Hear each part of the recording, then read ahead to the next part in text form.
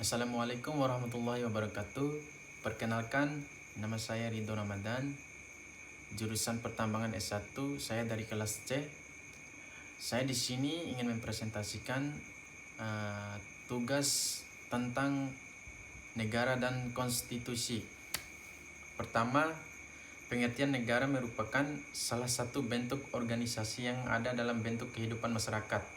Pada prinsipnya, setiap warga masyarakat menjadi anggota dari suatu negara dan harus tunduk pada kekuasaan negara melalui kehidupan bernegara dengan pemerintah yang ada di dalamnya.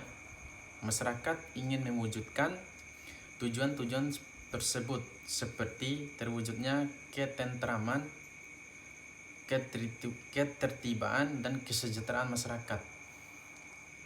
Agar pemerintah suatu negara memiliki kekuasaan untuk mengatur kehidupan masyarakat, tidak bertindak seenaknya. Maka ada sistem aturan mereka tersebut menggambarkan suatu hierarki atau pertindakan dalam aturan yang paling tinggi, tingkatnya sampai pada aturan yang paling rendah. Negara dan konstitusi adalah dewi tunggal. Jika diibaratkan bangunan, negara sebagai pilar-pilar atau tembok tidak bisa berdiri kokoh tanpa pondasi yang kuat, yaitu konstitusi Indonesia. Hampir setiap negara mempunyai konstitusi, terlepas dari apakah konstitusi tersebut telah dilaksanakan negara optimal atau belum.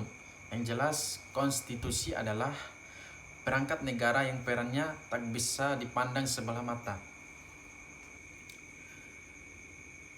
Adapun secara historis pengertian negara senantiasa berkembang sesuai dengan kondisinya.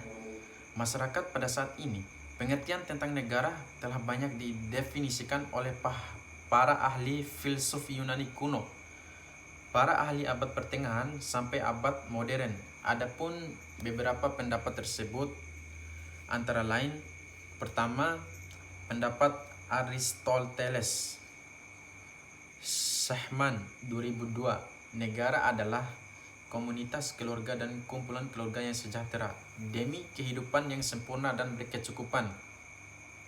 Dan yang kedua, Jan Bodin, Sehman 2002, negara sebagai pemerintah yang tertara dengan baik dari beberapa keluarga serta kepentingan bersama, dan mereka oleh kekuasaan berdaulat.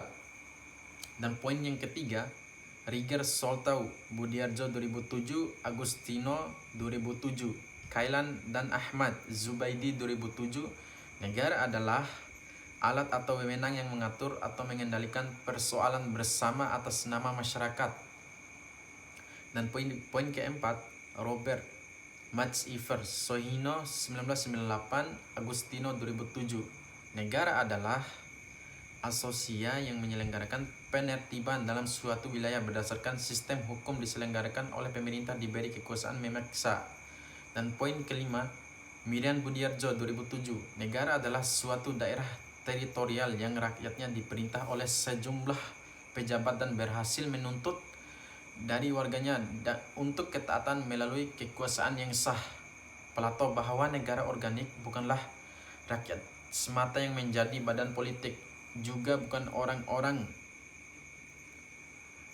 Dan adapun teori terjadinya negara, pertama, teori teokrasi. Menurut teori ini, negara berdasarkan kehendak Tuhan. Paham ini muncul bahwa keyakinan keagamaan bahwa Tuhanlah Maha Pencipta di langit dan di bumi, pemegang kekuasaan tertinggi. Tiada kekuasaan di dunia ini yang tidak berasal dari Tuhan. Penganut teori ini Thomas Aquinas, Agustinus F.J. Stahal maupun Hegel. Dan yang kedua, teori organik. Teori ini pertama kali diperkenalkan oleh tinggal di wilayah geografis saja, tapi negara harus ada ikatan yang muncul, yaitu keadilan. Negara muncul karena ada kebutuhan yang sangat banyak dan beragam. Yang ketiga, teori perjanjian. Teori perjanjian masyarakat memandang terjadinya negara karena adanya perjanjian masyarakat. Yang keempat, teori teori kekuasaan. Menurut teori kekuasaan, siapa yang berkemampuan untuk memiliki kekuasaan atau berhasil mencapai kekuasaan. Teori yang kelima, teori kedaulatan. Teori kedaulatan, rakyat memandang keberadaan negara karena adanya kekuasaan tertinggi dan mampu mengatur kehidupan bersama masyarakat ataupun negara. Bentuk negara. 1. Negara kesatuan atau unitaris. Negara kesatuan adalah negara yang tersusun tunggal, negara yang hanya berdiri satu negara saja, tidak terdapat negara dalam suatu negara. Dalam pelaksanaan pemerintah, daerah di negara kesatuan dapat dilaksanakan dengan alternatif sistem, yaitu sistem desentralisasi, di mana daerah-daerah diberikan keleluasaan dan kekuasaan untuk mengurus rumah tangganya sendiri, ataupun otonomi sistem sentralisasi, di mana segala sesuatu urusan dalam negara tersebut langsung diurus oleh pemerintah pusat, termaksud segala hal yang menyangkut pemerintah dan kekuasaan di daerah.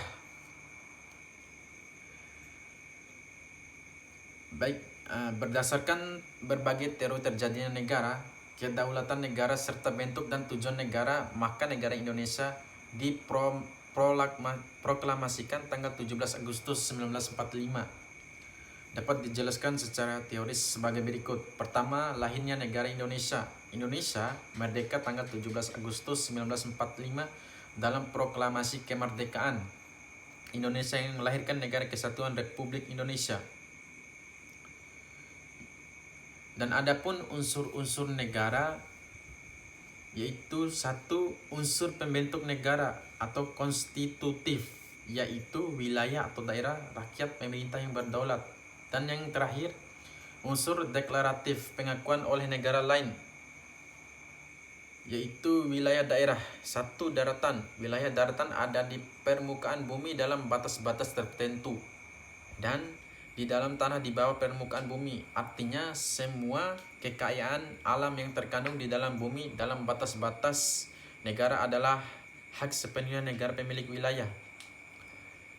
Sekian dari saya. Apabila ada kekurangan dan kelebihan, saya mohon maaf.